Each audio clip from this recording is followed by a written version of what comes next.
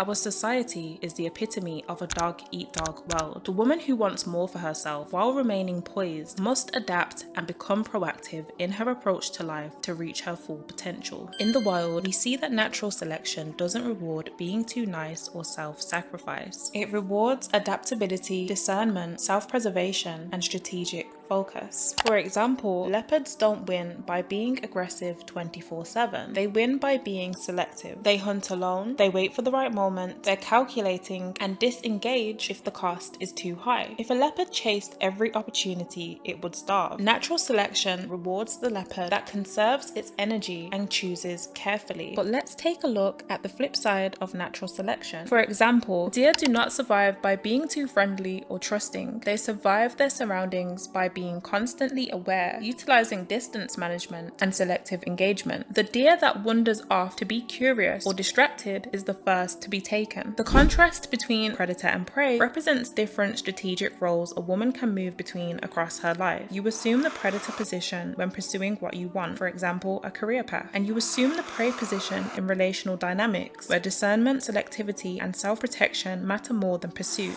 In modern conditions, strategic self-obsession is an adaptive trait that separates women who are consumed by the environment from women who learn to master it. It mirrors nature's survival techniques, showing up as selective focus, observational intelligence, and self-preservation. Evolutionarily, we were never meant to process 1,000 faces a day, infinite choice of absolutely everything, and non-stop stimulation. With all of these options, what happens naturally? The women who fail to adapt will stay overstimulated and depleted in the name of being nice. However, the women who actively adapt will narrow in their focus onto themselves and protect their energy by doing so. This is referred to as selection pressure. This is where the environment pushes only the strongest, most disciplined, and most strategically focused forward. Under this pressure, energy becomes a currency. Therefore, every interaction and every ounce of attention can be either an asset or a liability. Women who fail to invest this currency wisely will find themselves drained and always a step behind. Those who adapt, however, learn to control their input and output. These women choose who to engage with, when to act, and what battles are worth fighting. Put simply, focus becomes strategy, and in a world built to fragment attention, learning to become self-obsessed is no longer optional. It's the ultimate strategic competitive advantage. The media has villainized the self-obsessed woman, but strategic self-obsession isn't about narcissism, arrogance, or thinking that you're holier than thou. It's about treating yourself like the most valuable asset in your life. In a world designed to fragment focus, the woman who knows how to invest her energy wisely thrives. To draw this in, let's play a quick game to see where you fall on the scale of selection pressure. Are you a Carrie or a Samantha? Question number 1. You've been waiting weeks for someone to respond, rearranging your plans and energy around their availability. Do you A, keep waiting and adjust your life for their attention, or B, focus on your own life, enjoy your time, and let them catch up if they can? Question number 2. You're invited to a gathering full of drama and gossip. Do you A, attend because you don't want to upset anyone even though it drains you, or B, politely decline, protecting your energy for things that actually matter? And question number 3. You're at a social or professional event and notice dynamics shifting. Someone's attention or opportunity is presenting itself. Do you A, jump in without thinking, trying to seize it immediately, or B, watch, assess, and decide the best moment to engage for maximum impact? If you mostly picked A, you're likely a Carrie, and if you mostly picked B, you're likely a Samantha. In Sex and the City, Carrie is reactive, people-pleasing, and always chasing attention, while Samantha is strategic, self-possessed, and protects her energy. Samantha is the prototype for the self-obsessed woman. I have a question for you.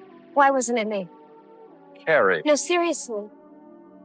I really need to hear you say it. I've been in a relationship with myself for 49 years, and that's the one I need to work on. I'm just gonna say the thing you're not supposed to say. I love you, but I love me more. In order to become a self-obsessed woman, you need to take control of your energy, your focus, and your choices. And it starts with knowing exactly where to invest yourself. Number 1, know your priorities and goals. Identify the few things that matter the most in your life. Career, health, relationships, personal growth. These are all your priorities. You must treat them as non-negotiable. Before you make any decision, filter it through the question, does this serve my priorities or distract me? Number 2, control your access. success. Learn to say no to people, invitations, and obligations that waste time or drain energy without payoff. Limit how often you're available. The top tier woman is rare, not ubiquitous. And it's important that you know unavailability is not coldness. It's strategic energy management. Number 3, practice observational intelligence. Just like a predator scanning the environment, notice what's happening before acting. Observe opportunities, trends, and social dynamics before jumping in. React with strategy instead of emotion. Number 4, strategic engagement. As we discussed, your energy and attention is currency. You must guard them fiercely. Decide when to pursue something and when to retreat. Avoid unnecessary drama, gossip, or emotional manipulation. By engaging in gossip, you're not only dampening your own energy, but also giving it away for free when it could be used and invested into yourself. Number 5, cultivate independence. Self-obsessed women don't rely on external validation. They do everything for themselves. Build habits, routines, and skills that make you feel self-sufficient. The stronger your foundation, the more selective you can be. Learn tools of independence such as financial literacy, skill mastery, and emotional regulation. Bonus tip: curate your environment. Surround yourself with people, media, and habits that support growth. Limit social media feeds to inspiring content and connect with ambitious peers. Remove distractions and toxic influences that do not align with your essence. Your environment should reinforce the self-obsessed strategy, not fight against it. Make sure your environment reflects you, works for you, and with you. Just like animals retreat to conserve energy, and organisms specialize instead of scattering. These 6 steps can teach you how to protect your energy, act strategically, and focus only on what truly matters. By applying the same logic to your life, you can become a self-obsessed woman who thrives in a world designed to fragment attention. So let's synthesize what we've established so far. A self-obsessed woman limits stimuli, curates her inputs, withdraws strategically, and invests deeply in herself before investing in others. But the mechanism that makes all of this possible, and the one most consistently misunderstood, is her relationship to solitude. Most women have been conditioned to experience solitude as loss of attention, validation, momentum, or relevance. But in biological systems, withdrawal is rarely abandonment, it is preparation. In nature, periods of retreat exist to conserve energy, recalibrate direction, and increase future efficiency. For the strategically adapted woman, solitude functions the same way. It is not an emotional state, it is a curated environment. An environment with no audience, no comparison, and no performance feedback. In that absence, attention returns to its original source. Solitude removes the noise that keeps standards negotiable, and without constant external input, a woman is no longer adjusting herself in real time. From an evolutionary standpoint, this is optimization. A woman who can't tolerate solitude becomes easy to distract and easy to redirect. She sees silence as a void that she must fill with stimulation. But a woman who is confident and comfortable being alone becomes self-directed. This is why self-obsessed women invest inward before investing outward. When connection eventually enters her life, it's additive, not corrective. Solitude becomes the training ground where discipline is built and focus is restored. It's where autonomy strengthens and internal orientation becomes non-negotiable. A lot of magic can happen in solitude, which is why you will often see the go ghost for 90 days and transform type of videos on YouTube. This is the same exact concept. Removing constant inputs allows a woman to recalibrate her attention, sharpen her standards, and invest fully into herself. Solitude becomes strategic, creating the space to consolidate identity and focus. In a world engineered to fragment attention, those who can master it emerge stronger, clearer, and ahead of the reactive crowd. In the end, the self-obsessed woman isn't selfish, she's strategic. She understands that her energy, attention, and focus are currencies that must be invested wisely. This world is designed to fragment, distract, and deplete. So choosing yourself first isn't indulgence, it's adaptation. It's the wiser choice. Watch this video once, watch this video twice, and take notes and let it serve as a blueprint. The women who master themselves, their environment, and their attention don't just survive, they thrive.